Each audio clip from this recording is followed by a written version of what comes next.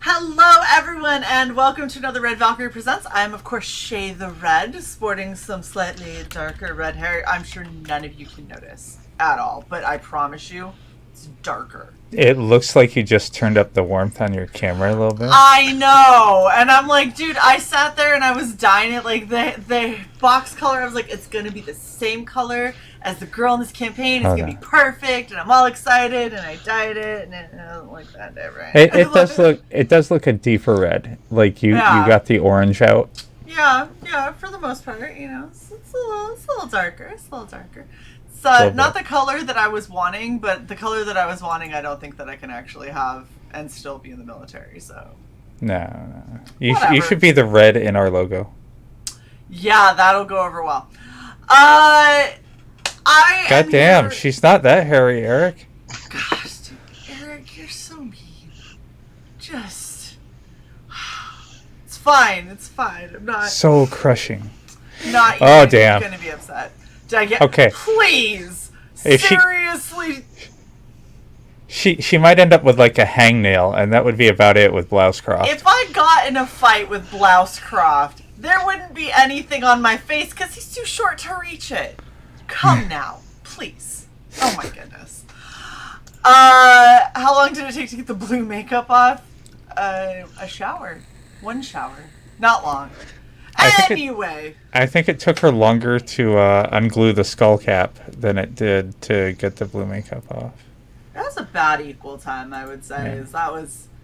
The skull cap was brutal. Anyway, I'm here with, of course, my co-host, CY. How are you doing? I'm doing awesome. I'm wondering if there's a reason we allow Eric to be here. I'm forgetting rapidly. The more Eric speaks, the more I am forgetting why he hangs in our chat. And we're here with... I might have been blinded by his forehead. 5 head. Oh, hot damn. We're being so rude. We're here with Jim Tanner. How are you doing, sir? I'm well, thank you. Look, our chat love-hates us, and we love-hate them back. It's more hate-love. Yeah. I mean, I would never put love first. I mean, it depends on who in the chat. There's some people that, you know, it's like, okay, love will come first, but then the other people are like, I don't know if love shows up. It might be, as long as love's in there. Hate, love, hate. It's like a love Oreo. So, how are you doing, sir? I am good, thank you very much. Just hitting the rounds on the last bit of the campaign and enjoying my weekend while I have an opportunity. Hell yeah. So for anyone who doesn't know, Jim is the creator behind Dig Two Graves. And I'm super loving it because it's a chick and she's a redhead and she's a badass, and I'm down for it. But before we get into anything specific about it, I want us to just soak in the trailer, and then we'll talk to Jim about what marinade. Like. We're just gonna just like let it seep into your pores. Just really feel it. Just let it happen. In the flash of a gun barrel on an empty street, I saw all that I'd ever wanted. All that I'd ever love. All that I was. Taken from me. murdered in cold blood.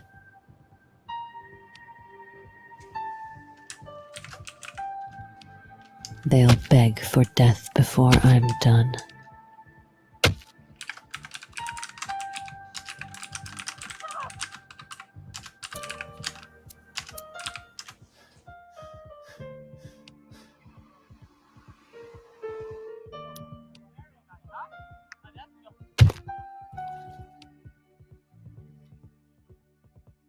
Someone once said, before you embark on a journey of revenge, dig 2 graves, a warning about how you can destroy yourself seeking satisfaction.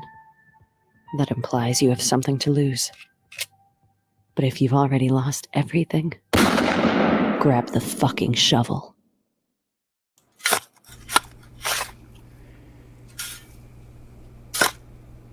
By the way, I muted you, you fucking diaper. Oh, get over it. Ah. You whiny bitch. Buy a mechanical keyboard, then don't fucking mute yourself when you're typing like a freak. Just saying. This pretty much describes us and our chat. That's messed up. I gotta say, I appreciate Eric focusing on the real... I thought the same fucking thing, like a... Oh my god. You done? No. The most important part of the trailer. It's exactly the most important part of that whole trailer. The only thing that Eric gave a shit about was boobs. I thought I had my camera on. Well, you know, you got to have. When I was doing the trailer, I said, okay, we want to make sure people who watch it know what type of book it'll be. So I like to say people, it's like the equivalent of a rated R movie. So, you know, obviously, don't buy it for maybe your 10-year-old. You know. Yeah. Boobs, guns. I like what I see. Yeah, you can't go wrong with that combo. It worked for decades. You know, it is a thing. Okay, so why don't you tell us a little bit more about what Dig 2 Graves is? Because this isn't just one comic. Like, we're getting combined of issue 1 and issue 2 in this campaign, correct? Correct. Awesome. So, yeah, so the Dig 2 Graves is actually going to run a total of 12, or at least that's what's planned. The story will actually conclude. And we successfully funded it on Kickstarter Book 2, or Issue 2. And I kind of wanted to do Indiegogo. I wasn't as familiar with it. So I brought it over, and I thought, well, I want to do something different, obviously, because I thought people at Kickstarter might be upset, and I didn't realize there was such a huge difference in audiences at the time. I was like, you know, so I want to just combine the 2 books and try a graphic novel, because I'd always wanted to try that, and that's how this campaign was originally approached. Kind of just doing something a little bit new for me. That's awesome. So what is Dig 2 Graves about? So Dig 2 Graves is my take on those like 70s, 80s revenge genre movies. If people are fans of like Quentin Tarantino, he references a lot of them, like Rolling Thunder, or I list better known ones like Kill Bill or Mad Max, just for people who aren't, you know, movie nerds like myself. Mm-hmm. But it takes that kind of the setup, the gritty, character-driven story where the revenge is the catalyst. But, you know, we're giving a little bit of a newer twist, just, you know, bringing it up to date. And books 1 and 2 really kind of get you introduced to the characters, or at least the main character, Miranda Stone, the soldier who returns home, and her family is murdered. And for her, she's having to discover, she has no idea what happened or why it happened. So she has to go into this world while dealing with her own issues of, you know, how do you cope with, you know, that kind of a loss. And so as the world opens up, we get into more characters, and there's just a lot of this, the seedy underbelly that this, you know, will just open up to the readers and to our characters as well. That is awesome. I agree with Double Flyer saying nice colors. The colorist on this is phenomenal. Yeah, I got super lucky. My artist and my colorist were just amazing. My artist, Von Randall, he had worked with the colorist, Kevin DeCastro, before, and he had done a few pages, and I got with the different colors. I don't see colors super well, just FYI. So for me, I was like, how does it look? And I asked him, because, you know, I couldn't tell that well. And he said, no, this doesn't look right. He goes, you got to go with this guy. He works well with my pages. He knows how my style is, and he really compliments it. And I mean, even with how I see things, I can see the difference. And it's just been, people have been really positive about it. So yeah, I kind of stumbled into that one.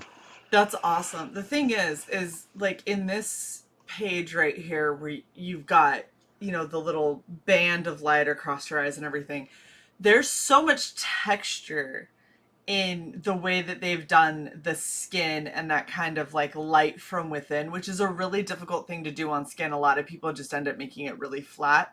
This has so much of that kind of texture and that um, really kind of amplified dramatic lighting that you see in like a Tarantino movie or any of those really like epic kind of action revenge flicks. There's always exaggerated lighting and exaggerated color schemes and stuff where it's like, oh, this is like a purple light, so we're gonna go super purple with it, or we're gonna go super red or whatever. And you've got that really well down in this.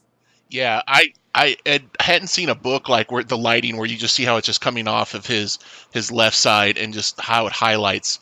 Yeah. Um, I'm used to seeing the shading done, but not so much through the color like that. And I was blown away, the stuff he did, and the rest of the book too. I mean, there's some other stuff. I don't obviously not try to post too much, but yeah, it's amazing.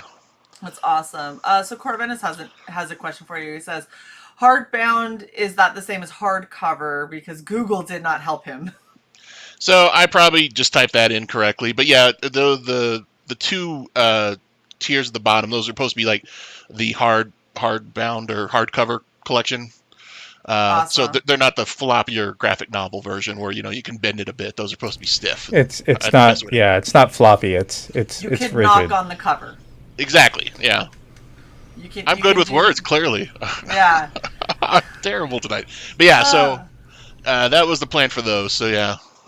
Awesome. I like it. I also like this sketchy with like kind of this watercolor wash that you have for the cover. It's not like, if you're going to talk about, oh my gosh, the most artistic, like, beautifully technically executed, like that isn't this, but this is one of those covers that it has such a striking contrast between her as, her military past and her as the civilian side, and the watercolors that kind of go through and play off of it. It's so eye-catching that it's like, no, I dig this cover. Like, I really like how it looks, especially with that dark background. Yeah, so this cover was done by my original artist, Pietro, if I'm saying his name correctly. Mm-hmm. It's a long story, but I always love the cover, and that's one thing I was able to keep moving forward into this updated version. Yeah, I really like it. And you've got this awesome variant cover, which is really cool. Yeah, that's the movie Driver inspired cover so my main cover artist is Wilton Santos. He does stuff for like Marvel Star Wars Jedi books. And yeah, I love that one. I hadn't had a chance to really use it, or I couldn't think of a way to incorporate it, but I knew I wanted to use it. And then after being on Indiegogo, the community, everybody involved has been so gracious and helpful. I wanted to try to offer something exclusive to them. It's kind of like my way of saying, okay, I want to give you guys just something for you. So I put that one on there. I added these later, the hardcover tiers, unfortunately, but that was my exclusive Indiegogo offering, at least. Yeah, I like it. I think it's really cool. And they're two very different feelings between the two covers. So it's kind of like, which do you like? Do you like the more just like what you've got here with Devil Flyer saying, the nice negative space between them on the cover up here? Do you like that kind of graphic, bright colors, dark negative space, little edgy kind of look? Or do you like something that's more of a movie poster or a more like traditional cover that you might see on a graphic novel? And I love that you've given the option for both, because I feel like you're going to have a lot of people, like, I feel like you're probably almost 50-50 as far as how people want their covers, if they want this one or the other one, because it's such a two different crowds. Yeah, with the Kickstarter, since it was just the floppy, I had, I don't know, it seems like 6 or 8 different variant covers, trying to Mhm. hit every little niche, I suppose. Yeah. But yeah, for this one, I kind of streamlined it. I wanted to keep it basic again because I was doing Indiegogo. Right. I didn't quite know the process, or finding people is completely different. I came to learn. So yeah, so I tried to pick the ones I thought, like you said, kind of have a good balance between the two. So Hmm. it might reach different people's. Like one person prefers this style, some other people prefer this style, and so on. So Well, and something that I know that Kickstarter does that is less popular in Indiegogo, Kickstarter is in love with the variant cover. And Kickstarter is so in love with the variant cover that they do it to death. Like I've gone on a campaign and I shit you not, there were 20 different covers and I was like, what the hell? And as like the notoriety of these artists that I had never in my life heard of went up, the price for the covers went up, and I was like, by the time I got through all 20 of them, I was like, I don't think I want the book anymore. Like, I was so frustrated because there was just it was too much. And on Indiegogo, it seems like what a lot of people want is they want one, two, maybe three covers, depending on how you're doing it. So if you're doing something like this, two for the hardbound, and maybe two that you can get on the floppy, and like that's it. Because they want pinups, they want mini prints, they want that kind of stuff more than I don't want to buy the same comic 30 times just to get the covers that I want. I would rather buy the comic and then get a mini print pack that has the covers that I want, or add them on or something like that, so I can get what I want and not all of the superfluous stuff that maybe I'm not as interested in. yeah, I mean, just looking at more campaigns on Indiegogo for sure. Like I've noticed there's a lot more reward options. Yeah. I haven't seen an ash can variant since I was like 12, going to art class things, and then now I see them fairly common in Indiegogo campaigns as part of it, and I'm like, oh, that's really cool. A lot of the creators on here are thinking outside of the box, and Oh you're right. yeah. Kickstarter is very much a lot of the rewards center around the variant covers.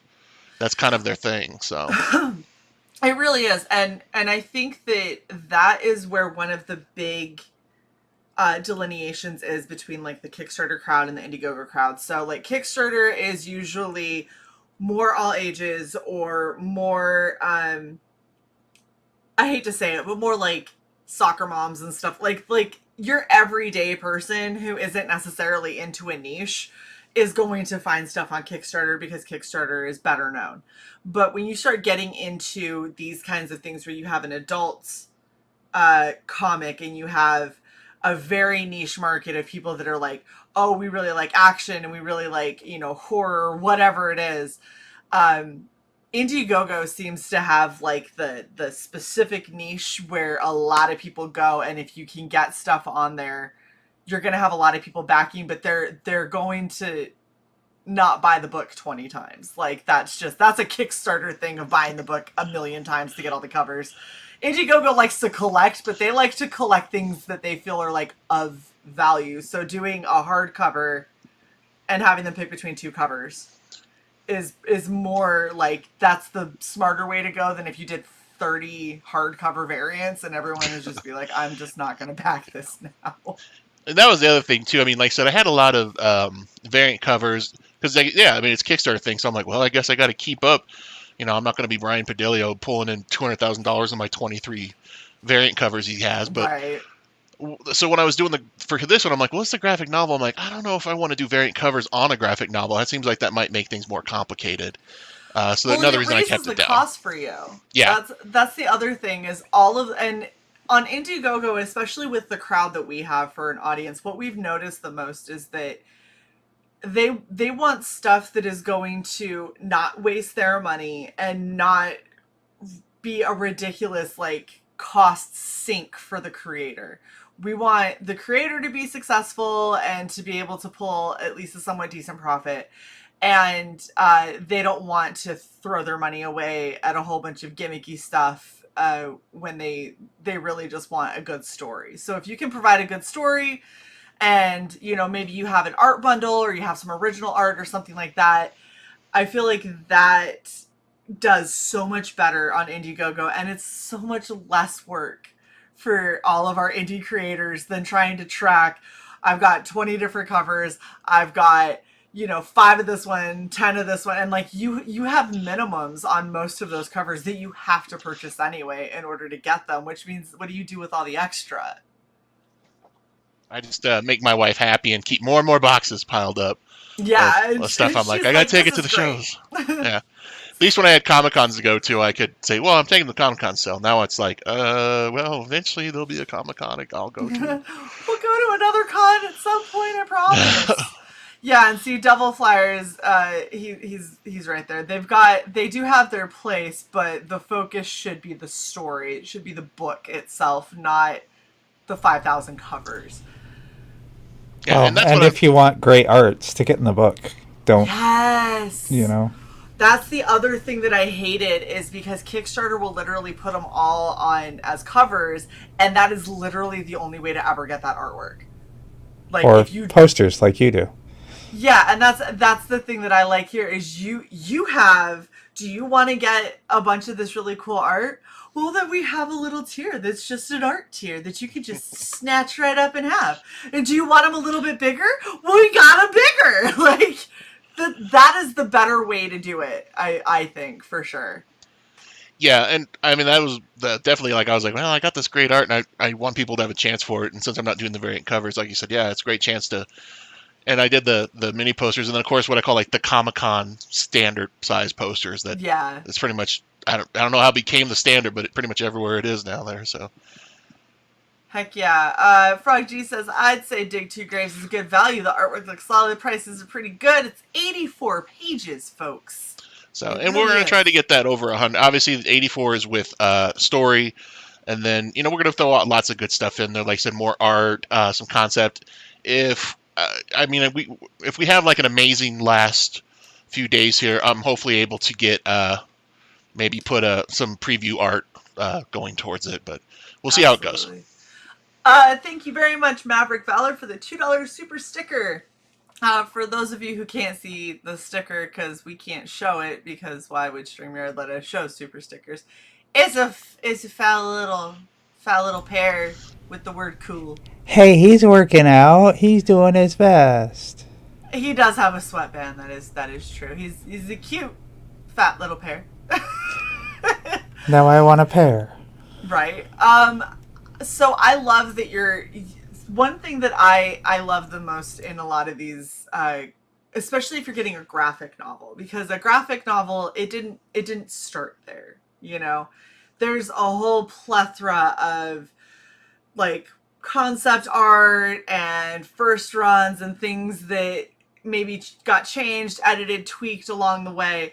And all of that stuff, even if it was stuff that you hated later, like you started out and we're like, okay, this is what it's going to be. And then somebody comes with something better. You go, well, that's trash. I don't ever want to look at this again because this is what it is. That's something that people, especially people who are really into this comic scene, love to be able to see, is like the progression, where something started and how it evolved into what it ended up being. And so the fact that you're talking about possibly adding in some of like the making of and like some of the beginning stuff and some sketches and some art and like whatever to see if you can bump out that book a couple extra pages, that's really exciting. Yeah, I know for me, I've always loved the concept art to see where it started and where it ended up. And the choices that they made in the creative team. And I mean, in this case, I have a whole other different book one. I could include it if I wanted to. So there's a lot of stuff. I mean, the original story to this, I think I wrote in 2008. So this book has been in production for a long time. And then the actual original book was originally done, I think, in 2015. So, then there was a bit of a hiccup. We had to start all over. So, but yeah, there's lots of stuff for this now that I'm sitting on. So there's always stuff I can jam in there that I would like to think people think is interested once they've read the book and they feel somewhat invested in the characters and so on. I love the art on that right sticker. The far right, yeah. Uh-huh. That's an artist I found I can't remember his last name off the top of my head, but his name's Diego. I found him on Facebook, just showing his scribbles. I was like, hey, do you do you do commissions or do you do work? And he's like, I've never done that before. I was like, really? And so he just started. Sure? Yeah, he's like, I'll just do something for you. And I'm like, well, I'm going to pay you, obviously. But yeah, as far as I know, I was the first person to pay him for art. And now he's so busy I can't get a hold of him anymore. That's cool. He's really good. Yeah, he's Yeah. very good. I And got of some course- stuff on the Instagram he did that's just, I love it. And I was like, wow. And he turns it out so fast. Of course, Sai is in love with that sticker because it has Sai's two favorite things. It has tits and it has abs. That's all that matters. You know what really actually neither of those things drew me to that sticker. Was it the hip? Yes. Oh my gosh. Of course. Well, it's beautiful. And I love, so the stickers are unlocked. The bookmarks are unlocked. This chibi Miranda is That's so actually cute. a magnet. Is it? It's so Yeah, cute. Yeah, I never was huge into the chibi thing, but I had friends who were like, "Oh, you gotta do chibi. Everybody loves chibi." I'm like, "They do?" I'm like, "Okay, well, shit, why not?" Sure, I guess. We can Yeah. do chibi. I mean, I ask people like, "What do you want in rewards?" And then I'll have 5 people say, "No, stickers," and then like 10 people go, "What? Stickers?" And so it's like I'm just gonna put whatever's out there and hope it's what people like. So I'm just gonna put whatever I want. Yeah, patches would have been our. I've heard that. Have you heard that you should have them for your campaign, or have you heard that about Red Valkyrie? No, I've heard people say they love patches. I'm like, Okay, no. ha! Suck it, Eric. Other people love patches, and it isn't just me, Sai, and Luke. So ha! Yes, we have an affinity for patches. They're cool. And I mean, I didn't even know you could know have a them guy. made. Oh my gosh! You gotta go to my guy Tony. He's a great guy. I give you his contact info. He's awesome. Sorry, I can't not say it like that. Every time I try, I cannot say it normally. I can't be like, go talk to Tony. Like, I feel like he's using ash cans as code. right? Jeez. Does ash cans mean jugs? I mean, So you're actually past the. Oh my goodness! You got to update your graphic because you got some stuff unlocked. Yeah, so I think we unlocked recently I called it the Grindhouse. Yeah. It's inspired by the print. What is? Ugh, I can't speak. Mm-hmm. The Grindhouse movie poster inspired print. Oh. So those okay. is like, again, this is kind of for my love of, where the genre kind of really hit its mark. Those like 70s drive-in, Yeah. B-side movies. That's kind of what that's playing into. That one's actually kind of looks more like Coffee, if anybody's ever seen that with Pam Grier. Kind of have that painted style. A friend of mine, Phil Ray, did that, and I like the way it turned out. Yeah, it's really good, and I like how she looks like an actual chick. Like, I'm all for hyper exaggerated, but I also love when somebody can do like a female and have it be like, I feel like I could walk down the street and pass her. Like I would see her IRL, not just like an idealized version of everything. Like she looks like a regular girl, and considering what your story is and how this is, a girl who had everything ripped from her, she is a regular woman. She's a regular woman that has combat training and that I probably wouldn't fuck with, but she's still a regular woman, Yeah, and I do want to point out when we look at the rewards are kind of like the fun version. I always like to point out that the book, the main character is not really sexualized, and I didn't want to necessarily give that like that point across by seeing the rewards. Those are just kind of fun takes on it. Yeah. But yeah, like I said, I'd like to keep my characters very grounded, or at least in this style of storytelling, and I want it to be very believable. Yeah. Well, I really like it. I think that looks pretty cool. So how big is this? That's a mini print, so Okay. I don't know whatever the dimensions are, probably the same size as basically the book. it'll fit inside of the Yeah. book, or that's awesome. So Very and then cool. yeah, like I said, I'm the worst when it comes to the stretch goals, because with Kickstarter, like you said, it seems like the big ones are all in the various rewards or the different types of covers, things like that people pick, and so I hadn't really thought past the initial first few. So we're trying to offer a nice mixed bag now of stuff. Well, I think that you've got a good kind of spread, because you got stickers, you got bookmarks, you got a magnet and a mini print, and then trading cards are up next. You're hitting a lot of the big ticket ones. When are you delivering this? So like I said, the book is done. Book 1 right now. I sent back to the letterer for some finishes and updates, stuff like that. I'm sorry, not the editor, the letterer. So essentially, once we're done, I'm working on the Kickstarter fulfillment right now. I think I put this one as late 2021 or early 2022. I can't remember.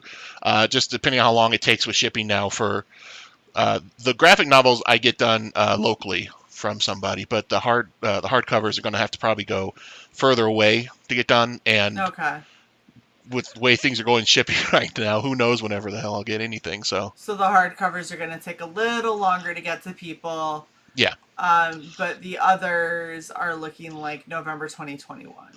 Hopefully, if everything stays on course. So like I said, the books themselves, art's done, the coloring's done. It just would go to the printers and go from there. So awesome. Well, let's go through your tiers so people know what they can get with this awesome campaign, because you got some pretty cool stuff. And like, I'm not gonna lie, I keep staring at that mini print. I wish you did it as an add-on for all of the tiers. So I'm staring at that poster tier. So the mini print, which one? So when you go for the hardbound, there are no add-ons. Oh, I didn't know that. I can probably adjust that. Oh yeah, you can. You absolutely can. Not that I know, because I backed the hardcover for sure. But yeah, let's go over all of your tiers and we'll talk about each of them. So your featured perk, what do you got? So that's just the graphic novel version, what I started the campaign for. So yeah, it's book 1, book 2, 84 pages of story.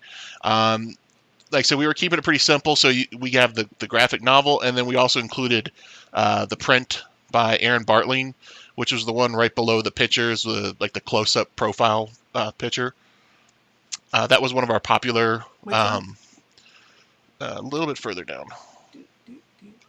Right after you pass the pages. That's it right there. Oh, yeah, I love this. So everything comes with that. So yeah, that was one of our popular variants. I did make that one exclusive variant cover to Kickstarter, but I still wanted people to have a chance to at least have the art. So that's why I made it like a print. That's awesome. Yeah. Thank you. I thought when it comes to titles, I can't say I've ever hit too many out of the park, but I thought we did really well for this one, or at least the response says so. Dig 3 graves. What? She has a dog. Oh my gosh. No. That's just the sequels going down. Dig 2 graves, dig 3 graves, dig 4 graves. Just keep digging. It ends and it just says dig all the graves. Just gonna Star Trek the hell out of it. You're gonna need a backhoe. 6 feet deep. Anyway. Alright, so the PDF. Oops.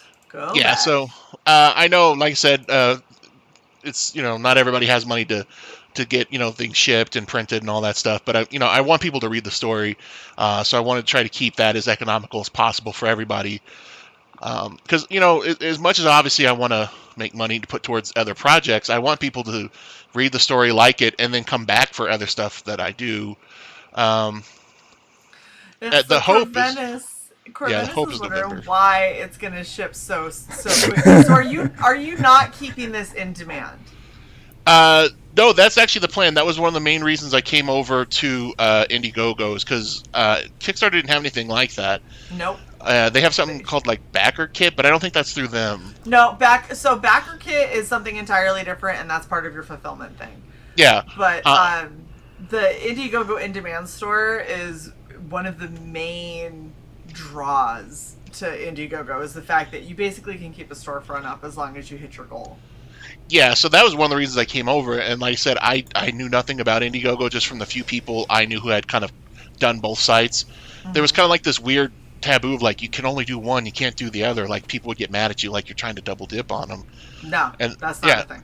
Yeah, and then I came over, I'm like, it's two totally different audiences. Yes. So This is what I always equate it to. So, if you go to Macy's and you see Ralph Lauren, right? Do you think that Ralph Lauren is only in Macy's? Like, No, why would that's a they good do point. that? That makes no sense. They'll go to whatever department store they can get into, because that's just increasing your audience size. That's increasing your potential customer pool.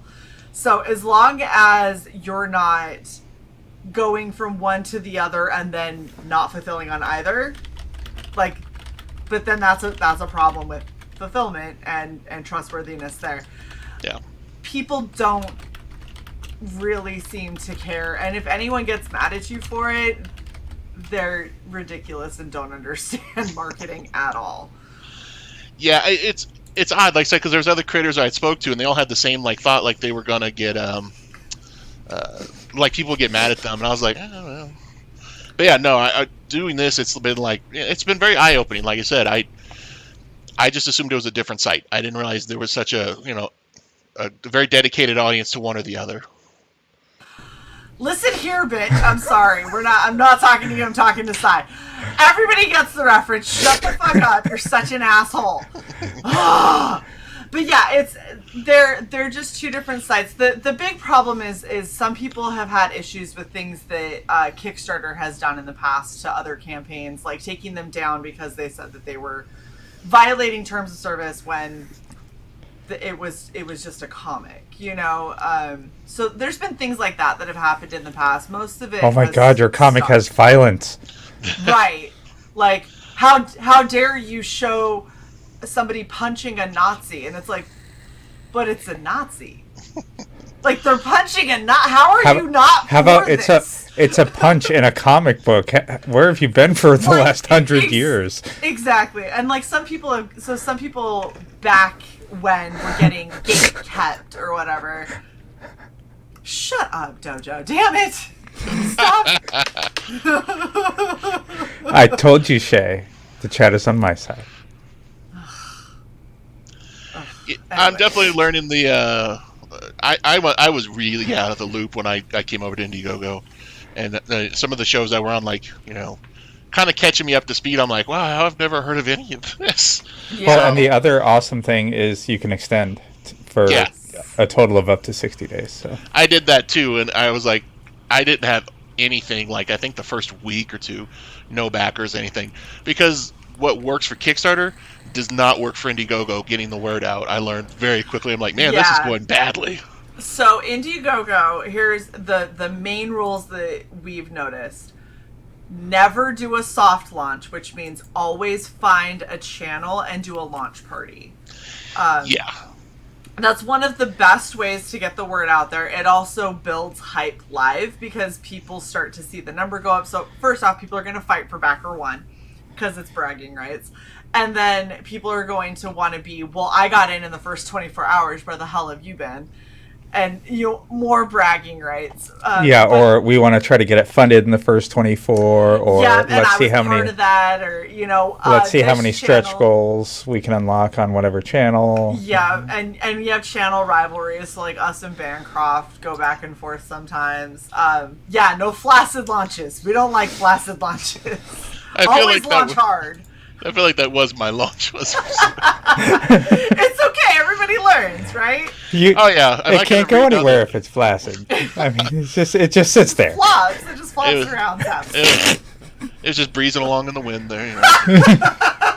Yes. But yeah.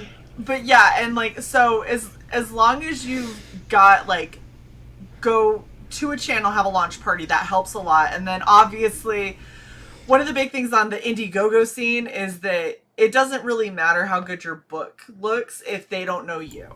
So going on channels and letting people see your personality, letting them get to know kind of a little bit about you and who you are, all of that helps a lot more on Indiegogo. Whereas Kickstarter, like, I actually had a legitimate question about somebody's Kickstarter campaign, and I reached out for the full, like, every 3 or 4 days, I was like, hey, I have an actual question about my backing.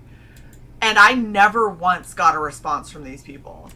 And I was like, how the hell am I going to give you money? You're not even going to, like, answer a question about where my money is going, and so there's a much bigger disconnect if the creator wants it with Kickstarter than is really kind of tolerated on Indiegogo. If you're not communicative with your backers, and if they don't know who you are and they haven't seen you out there, it's a lot harder for them to be like, sure, I'll give you $50 for a hardcover that I may never get. Oh yeah, like definitely with Kickstarter, it's just the one thing I do like about them is if people can find it more randomly, and that was the nice thing. And like with Indiegogo, if you're not putting it out there, no one's ever going to find it unless somebody just accidentally typed in your title, like going, "Hey, I just put in random words and look what popped up." Yeah. So yeah, I definitely, in that experience, I was like, man, I'm really getting to know all these people, and it's like, man, now the pressure's on, because if it sucks, I have to actually, explain to them like, oh, thanks for being friendly with me. I'm sorry you didn't like it. So. Yeah, it can be a little bit more nerve-wracking, but it's also, I think, a lot more rewarding because people get to know you. Then when you have, if people love, damn it, Jason. Jason launched on our channel too. That's Dick. I love you, boss. Anyway, just to let you know, you're number 5 on Indiegogo's comics page right now. So I am. Yeah. I don't even know how you get on that page. I'm not sure how that works, but you go up to the top and hit explore, and then hit comics. And Oh yeah, I did that before. When I first launched, when I had like 0 backers. So maybe that's what. Well, that's cool. I'm actually showing up now. So yeah, I've seen a steady stream of backers the last few days, like a couple here and there. So maybe that's why. Well, and I think that hearing about it, when people hear about it and it starts getting tweeted out in various circles, and they're like, "Ooh, what is that one?" And you go through and you look, and then you end up seeing like beautiful colors, really interesting sounding story, and then you have your friends that are saying like, "No, totally go and get it." Like I heard him talk on so and so stream and it looked awesome. See, Chris is saying it's absolutely gorgeous artwork. He likes the ambulance scene. Yeah, the ambulance page. That one, yeah, like I said, the ambulance, and then her, the one you're cosplaying, that scene there seemed to get the most attention from people who really enjoy the art. I mean, I wish obviously I can take credit for it, but it would make my life easier too if I could draw like that. When Shae and I were talking about this, I'm like, yeah, the comic seems really good, but have you seen that ambulance page? Look at the perspective on that, Shae. Yeah. This is what got Cy. Cy was like, holy hell, that perspective is amazing and difficult to pull off well, and this is pulled off very well. I was like, yeah, did you see her on the bathroom floor drinking the wine? Cy's like, oh, you have problems. Vaughn likes his dramatic angles, it seems like, or angles that I would think as an artist you wouldn't typically want to do just for complication, or how complicated it could be. But those are they look great. Ones that are so it's like when you storyboard a movie, right? You can have a boring straight up shot, or you can have a super dynamic shot of something that is kind of mundane, which is like an ambulance racing along the road. It's a car, and it's driving fast with lights. But if you do a straight on shot, that's all that it ends up being. When you do those like Dutch tilts and things like that, all of a sudden it takes. I was drinking this during the cosplay, so thanks, guys. But yeah, like when you have those more dynamic angles, it adds a lot more emotion and like sense of urgency and sense of danger to what's going on. It makes everything a lot more intense. And so I love that your artist is like, yeah, it's harder to do, but fuck it, because it looks better. Maverick Valor, thank you so much for the $5 super chat. It says, Gaslight, you are exactly right, because communication is the key, and having a more grassroots approach helps give your comic better backing. Which is very true. Very, very true. Yeah, and like I always tell people... Well, it's like Malin's grab an oar, but you could do like grab a shovel. Oh, so that... I've heard that... So there's like certain expressions I've heard, grab an oar and coom. I've heard coom a lot, and I've yet to figure out the meaning of it. It kind of seems like it just fits into any scenario you use it with. It's not kid friendly. Okay, so it is... Okay. Yes. Yep. It's what you think it is. See, I've been going into the chats and I'm trying to, get to know everybody and enjoy the shows. And I'm so out of the loop on the in jokes. I'm like trying to catch up. Like, all right, well, Yeah, I'm getting some of them. Speaking of in jokes, Creators Outlet, that was last night's stream. I'm just saying, like you're a full 24 hours late. Yeah, Durjank is a Red Valkyrie thing. Somebody tried to tip us to drink and mistyped it and legitimately did not catch it until we were all laughing at their misspelling. So it's now a t-shirt. I love the autocorrect, and well, that's not even autocorrect. I don't know what that is, but Yeah, no, that's just spelled entirely wrong. The person who spelled it didn't have the I in it, so it was DRJNK. Lord, Yeah, it was great. I can't say much. We still haven't got. Stop! You're terrible. It is my birthday month. Thank you very much. Well, it is absolutely my birthday. You know what? Fuck it. It is my birthday month. I'll drink. Your birthday month. Why not just say birth month? Because birthday month sounds funner. I don't care. Birthday month sounds like that's something you celebrate the entirety of the month. It is. Saying birth month just feels like a one-time thing. Birth month just means I was born this month. Birthday month means my birthday lasts a month, bitches. Yeah. See? Jim's with me. That makes one. Every day's a party. Sai is being such a dick. Sai had to go. For anybody who is doing bingo, and yes, Libras represent. Fuck yes, Chris. Libras united. I left myself backstage so I could blow my nose, asshole. Now I guess you just have to mute. All right, so we have not gone through. We got distracted because there's so many amazing things on this campaign. Your mini print poster set. So, what are these and where are they from? Because I'm loving like that middle one and then the one right to the right of it. Both are gorgeous. And the one right to the left of it, and then the one all the way to the right. So all of them, Sai. I realize now I probably should have put a bigger picture. There's that picture slightly expanded, but so these are some of the variant couple of them are variant covers from the Kickstarter, and then the rest were just some art that I enjoyed that were just created. Each one is a different artist.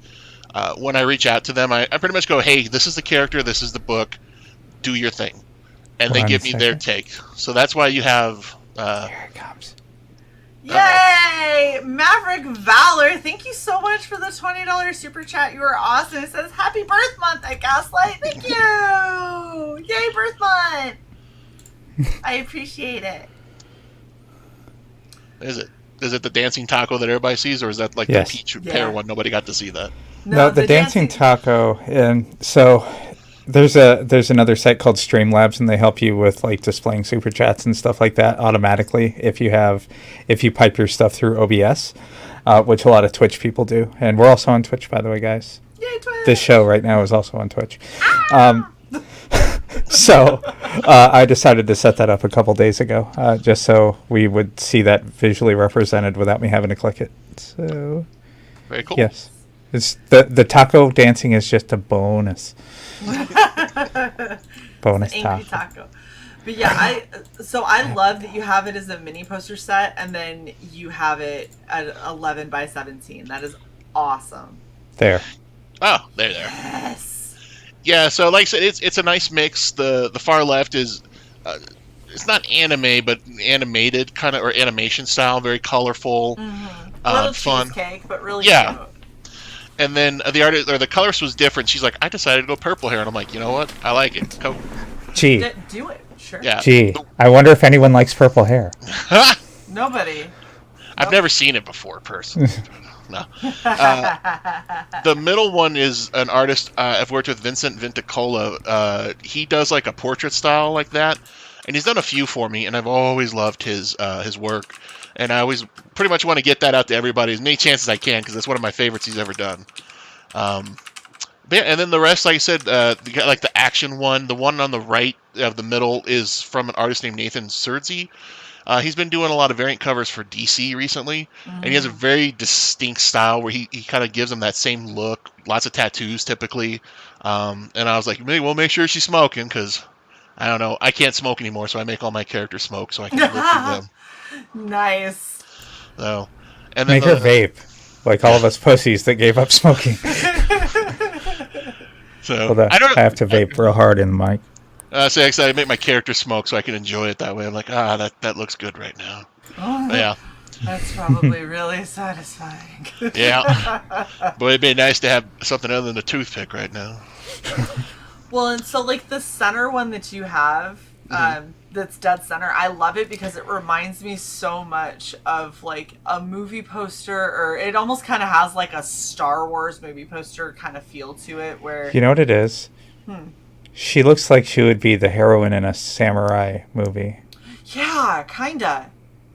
I can totally see that. Yeah. I just really like, because she looks, all of her features are really delicate, but they're still really intense. And then having that very light kind of background that adds color but isn't taking away from like her own intensity, I think is just, it's such a cool kind of dynamic. And so that is something I would absolutely hang up on my wall happily. Yeah, I had he did another piece for me for another book I'm working on called Hellrider. One of our main villains, it's like a little girl, and she has an iguana that she carries with her. And I had it early, and I took it to a Comic-Con, and people were just buying it without any context. I'm like, that's got to be a sign of a great art, is people buy it with no idea who's on it. Like, I don't know what this is, but I need that in my life. Exactly. Like, right now. I was like, awesome. Okay, cool. So, yeah, I love the artists I've worked with. I've been fortunate where some of them, I've gotten to them right before they've started doing, like, more mainstream, the right main companies. They blew up. So, I can't afford them anymore, but I got a few pieces before they did. Nice. So, Chris. Damn it, Chris. I mean, hey, once you buy them, you do what you want with them, so. Just laminate them first. Right? Oh. So, Jim, I love the sound of you dying right there a little inside. Jim's just like, why did I come on this show? No, it's like those old, remember like back in the 90s when like really like uptight like pastors or something would like buy rap CDs and run them over? Like, is it like some kind of defiance? And the rapper's like, well, you bought them. I already got the money. I don't care what you do with it. Yeah. Right. So I would prefer you read them and or enjoy them, but Oh, I'm sure Chris is talking about enjoying them to the fullest. Oh my god. I mean, if that's how you enjoy your things, I mean. I just want to say, hold on. I just want to say that in terms of these posters, any two of these would make me buy them all. Any two. Oh yeah, absolutely. They're all so interesting, and they all have their own like quirks and their own kind of place. Like I could see decorating with any of them depending on the room. You know what I mean? Like they're all just so cool to look at. I love them. You could just trade it off through the months. Right.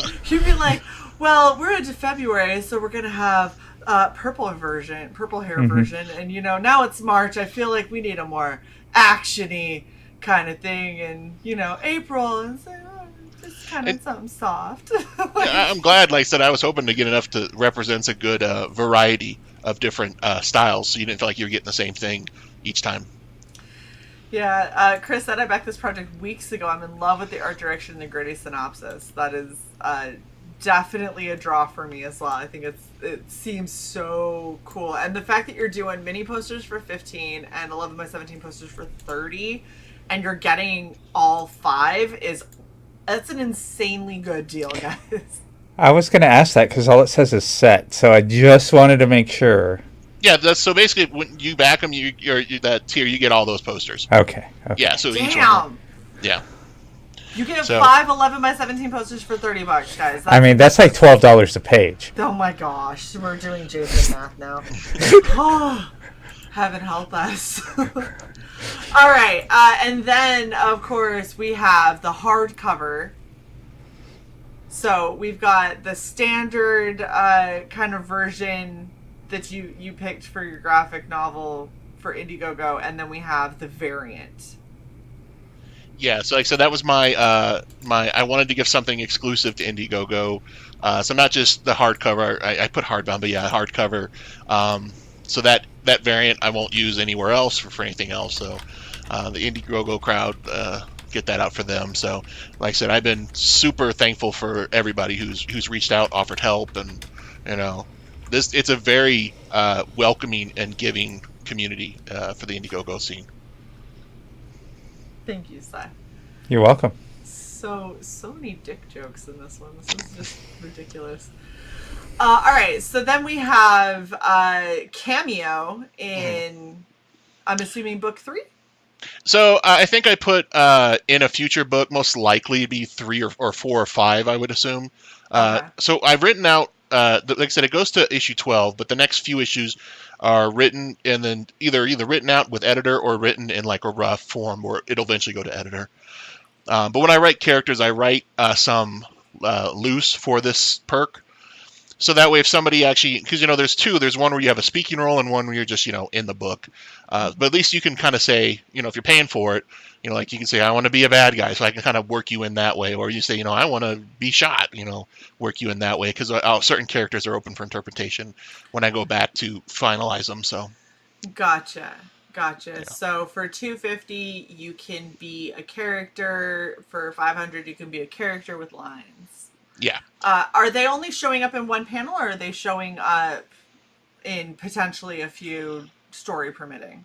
So again, it depends on what they want. Like I said, I have a few open spots now for people, depending on what they want to do, and then I can work them in that way. I mean, when you pay for those higher end ones, I've seen something like, you're in the background. I'm like, I don't want that. I want to make sure I see it and know that's me in a panel.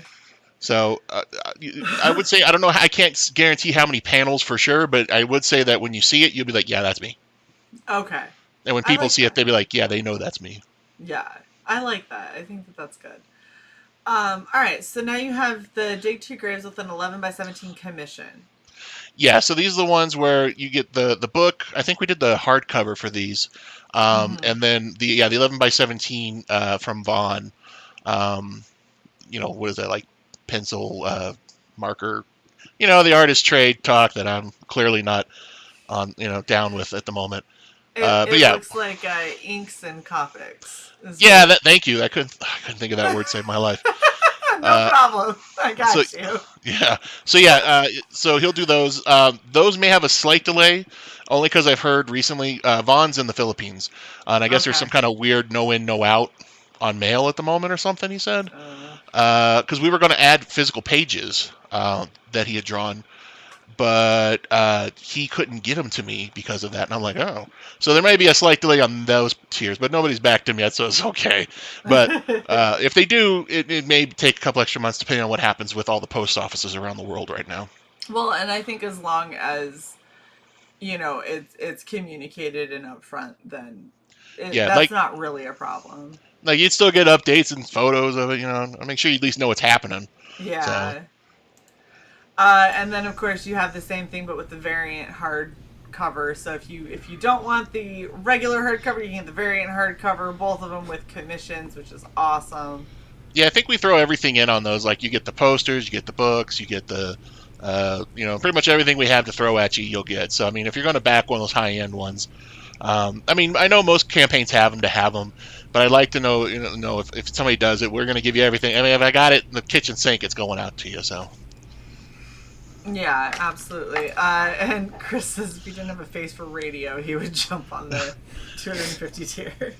Hey, like I said, I mean, beautiful people are fun to look at, but they're not as interesting. So I mean, you got to have nice characters. It doesn't technically have to be you. It could be a friend. Yeah, and that's true. Somebody asked me that. Could they, buy for somebody else? I said, yeah, man, whoever. Yeah, I mean, I'm down. I'm putting Vin Diesel in your comic book. Does he talk about family or something? Yes. That's his only line, something about family. Put Vin Diesel in, and then you're like, we're going to send him a copy. You're like, I don't know how we're going to get it to him, but we'll send it to him, and then he'll just have an earmark, be like, check page 10, or check page No, make him sign it. I'd probably get like a cease and desist from his lawyer, and they'd own the property somehow. You'd be like, this isn't Vin Diesel, it's Din Diesel. Seriously, what's wrong with you? Somebody told me they did that. They designed a character around a celebrity for their book, and then they sent the book to the character or the celebrity, and they got back a cease and desist from the lawyer saying you can't use their likeness. So, yeah. Because, so one of the pages where the gentleman in the wheelchair, somebody said, that looks like old Kurt Russell. And I'm like, well, anybody who knows me, I love Kurt Russell. So I could see why somebody would think I would put him in there. I'm like, no, it's totally not him for legal reasons. It's actually based on an uncle, but, yeah. So. Yeah, that's not Snake Plissken at all. I think like Santa Claus Kurt Russell. Oh. I have an uncle who looks like Kurt Russell. Hold on. Is he lighting a cigarette an inch from his oxygen cannula? Yes, and that is actually notated in there, so it is not something we are unaware of, so it's definitely a moment in the book of Next panel, he's on fire and rolling away. If you look at her face, too, I swear she's like, seriously? Yeah. Like, you're on oxygen. Like, for real, we're doing this? Okay, yep. Steve Urkel, Gritty Revenge. Yeah, it'd be Steve Urkel versus Stefan Urkel or something like that. Yeah, I forgot what his name was. It was Stefan something. But yeah, when he was smooth. Yeah, when he suddenly was like, Mm-hmm. talk. Like, be a normal human being. So you're doing pretty awesome, and this is your second 30, right? So this is your last 5 days. Yeah. So I originally, in my infinite wisdom, like, I'll launch with 40, and I'll use those 10 extra days to do all my pre-campaign stuff. Knowing what I know now, that was stupid. But yeah, so we extended the extra 20, and we did the real. Yeah, Devil Flyer. That my family is very hillbilly. I've seen that more times than I can count. Yeah. Somebody smoking right next to their giant ass oxygen tank. So you're just like, this is how people get blown up, but okay. The same people who smoke while they're putting in their gas, and I'm like, I'm going to step back there just in case. I'm going to go to the next gas station. I don't need gas that bad. I'll just stay 50 feet back and record. just gonna wait. But yeah, I did extend, and like I said, I knowing what I know now, obviously next time I'm going to have a much better plan to go forward. But I've done, I think, really well with everybody just chipping in, shooting out the links, retweeting great shows like this who are just, I'm thankful to have me on. Nobody's done cosplay yet, though, so that's awesome. That's what we do here at Red Valkyrie. Every time it's a Red Valkyrie Presents, we do a cosplay, So we did have a cosplay cover on the Kickstarter tier, but she never changed her hair color. And she was a very nice lady. She's a friend of mine, but she's very blonde. So I'm like, she didn't do a wig or anything. No, we were kind of just doing it like on the fly. She had talked about doing cosplay, like modeling, and I knew a guy who does photography. I was like, you know what? Let's just get together and do it. See what happens. So, and I really thought they came out well. You let me know if you want to try something like that again. Hit me up, because I've got the red hair. I'm just like, yeah, I mean that's the hardest part. You didn't have to buy the wig. And I gotta be wholly honest. This entire outfit, with the exception of the guns, I own. So like this exact outfit, I was like, I got that jacket, I got a shirt like that. I have a balaclava that would work just as well, or a neck gaiter that works exactly like that. Yep, I can do that. I mean, you're really close to Baltimore. How difficult would it be to get those guns? Not hard. I've got friends that have those guns. I just don't currently own them. So I was say it's America. If you go open up a bank account in some states, they give them to you for free. So she's active duty. She can just check them out. Yeah. They don't mind if you take them home. I'm told they're really cool with that. Yes. Yeah. Yes. Never an issue whatsoever. It's like a library. I mean, you just go in and like grenades. But yeah, so and I do know with the costume, like there's no set outfit, obviously, and so yeah, for cosplay purposes, it's like anything works, I guess. In this case, it's great because you perfect that scene. Yeah, I tried. I really did. I even put the pink on my nose that she's got because she's obviously been drinking for a minute. I know, like the picture you sent me earlier, I was like, oh my god, that is so perfect. So I'm going to post that one later if you're cool with that. Because I was like, I love that. So, yeah, I mean, that's all creators' dreams, isn't it? To have people cosplaying their characters. Well, we hope so. That's what we shoot for. We shoot for being the first. and to make, characters kind of come to life and just add a little extra spice. So you're doing great, though. I mean, you got 25, 24, and with the hiccups initially with promoting, I think that's a really good place to be. And the fact that you're going to be in demand. So do you know how long you're planning on staying in demand, since you are looking at fulfilling so soon? Are you going to stay in demand past that anyway? So, I will say that depending on what happens, fulfillment may go past November, but I'll update people if that does happen. Yeah. I'm new to the in-demand section, so to my understanding, it's best to stay in demand until you launch your next one. Provided that close you to it. overprint. So if you're able, no, Chris, I'm Hold a on. giant. I'm a broad axe kind of girl. Like, I don't do a tiny spear. Tiny. Gigantic ass fucking axe the size of me. Anyway, provided that you're able to fund overprinting, so you don't you still get the bulk discount, and you don't have to constantly go back for like Little onesie print runs. twosies, Yeah. and smaller expensive print runs. Then staying in demand until you're ready to launch your next one, or until you start to run low on stock, is perfect to do. But if you're not able to sustain that, then what most people do is they will stay in demand until everything is getting ready to be sent to the printers, and then they'll take the store down. Oh, okay. So yeah. it depends on where you are financially and what it is that you're wanting to get out of it and what you can do. If you're used to overprinting because you usually take it to cons and stuff, and you were already planning on overprinting anyway, then overprint and stay in demand until your stock starts to run low. Yeah, probably because I won't be doing any cons probably at least this year again, or this coming year. So yeah, there won't be too much overprint just because I'm already going to have a good supply of extras because most printers, I don't think I've ever done a less than minimum of a 10 book order. That's a low end one.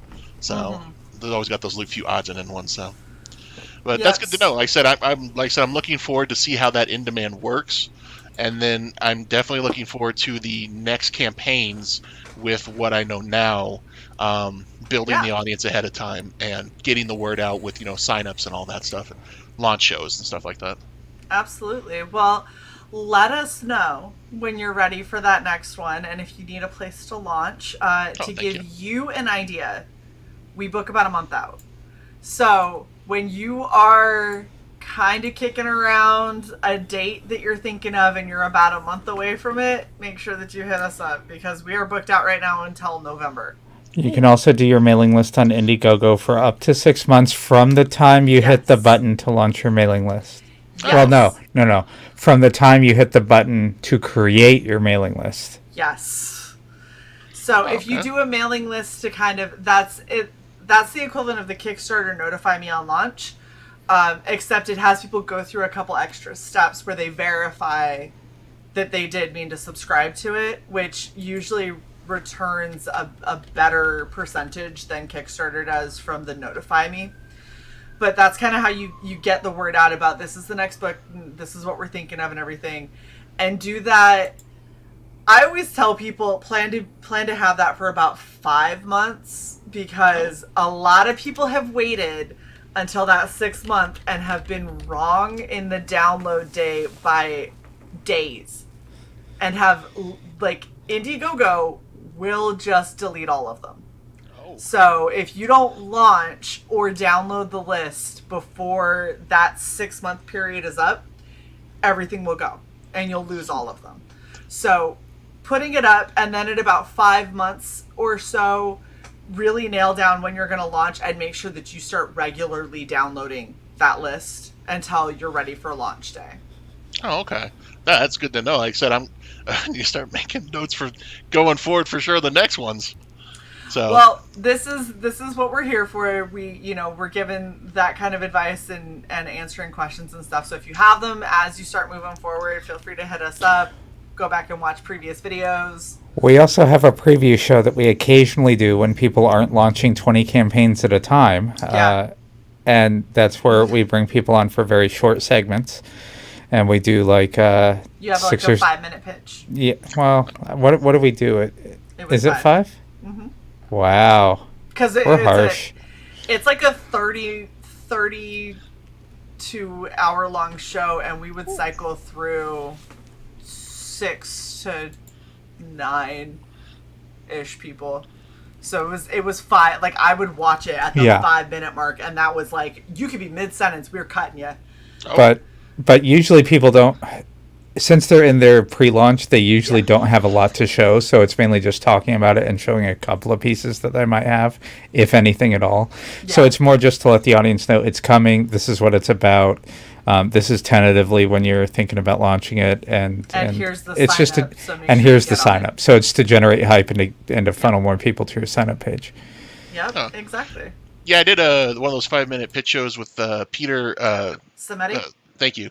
Yeah. Who I also spelled or autocorrected to Peter Same Time on Twitter. Nice. So, yeah, we call him Pizza Samedi. So yeah, Pizza I did that on Medi. Pizza Medi. Yeah. Now he's Peter Same Time on my. As people responded like, "That's a great name," and I'm like, "Oh, awesome." So it's okay. He's got his little clock guy too, so it actually kind of works. So, but yeah, that was fun. I'm not the world's greatest salesman, as evident, but or at least like the whole elevator pitch. Everybody's like, "What's your elevator pitch?" I'm like, well, all right, let me start off. And elevator pitch is like 2 sentences. So I'm working on getting those nice and concise. So well, in an office building, an elevator doesn't move that far before the doors open again. So Very. So I've had a few work, so I'm definitely trying to shorten it. And then we throw you the monkey wrench because you're on this show and it's just you. Yep. Well, I mean, that's my favorite subject. I know all about me, so. We've had some people that are like, so how many people are going to be on with me? And we're like, that's not how our show works. It's just you by yourself, man. Ready, go. In fact, some of the time it's not even us. Yeah. It's just you. Yeah, it's literally like you just take over Red Valkyrie for a second while we fight backstage. That would have been different. I'd have been like, oh, it's okay. We did it. We did it. You just didn't notice. You were still rolling. You just kept talking. Yeah, it was great. We just went straight through it. It was amazing. Yeah. And we didn't warn him ahead of time because we're assholes. Nope. Oh, okay. I saw everybody blip away once. I'm like, I was like, did I lose everybody again? No. Oh, okay. Good to know for next time. Stop doing it to him. So mean. Just break out into random trivia or something to pass the time for people. So I am super excited for this. I think that this looks really cool. I'm very intrigued by kind of your thoughts and everything behind it. Yeah, Chris, it's true. You and me both, Chris. You and me both. Is there any last little bits that you want to throw out there before we wrap up? I'm just thankful for everything.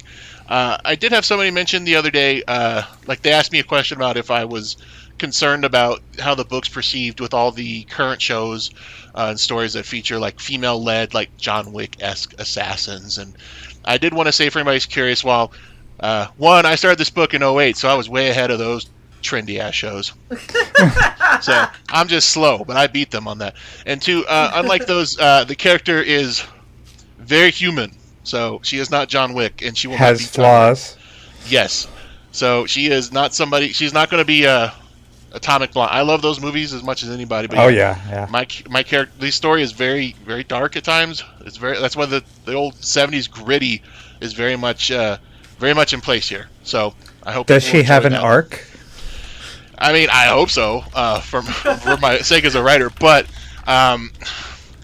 Like I like to tell everybody, the series is definitely darker. If I like to reference those older movies, because if you watch them, a lot happens in the beginning and a lot happens at the end, and then the bulk of it is you learn the characters, you understand why certain things are happening, and not Mary Sue. So it's not right. No, she is not amazing at everything from the get-go, and there are very much limitations. So. I know a lot of female fighters who do like jiu-jitsu competitions, things like that, and they will tell you that they have to fight differently if they're fighting somebody just heavier than them, let alone somebody stronger. So we take all that into consideration in the book.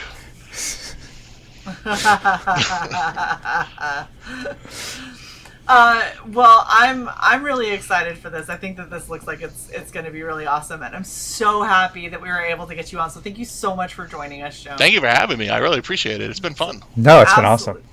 And of course, thank you to my amazing co-host CY for all of your awesome behind-the-scenes work and getting the stream set up so we could actually do this. You're very welcome. And I'm just going to say this, Jim. If my partner did not get those posters, I am getting those posters. Well, I'm glad somebody's getting them. They should be appreciated by everybody. I saw it go from 0 to 1 during the stream, so I'm just saying. Nice. So I hope people enjoy them. Like I said, I think you'll be, once you see them up close, you get even more of that the details in them. They're really great looking. Yeah. You know, Shae, I have more walls. I just need to go lower. Oh my gosh. Well, on that note, thank you all so much in the chat. You are amazing as always. Please go and back this awesome book. Support Jim, and let's really kind of keep this series going because I want to get all these books. I want to know what happens. Yes. And from beginning to end with this character, and I'm super excited with what I'm seeing with the artwork and what I'm hearing about from Jim. What? I'll hit the outro. I ain't giving you no $3.50, you goddamn Loch Ness monster. Get your own goddamn money. I gave him $1.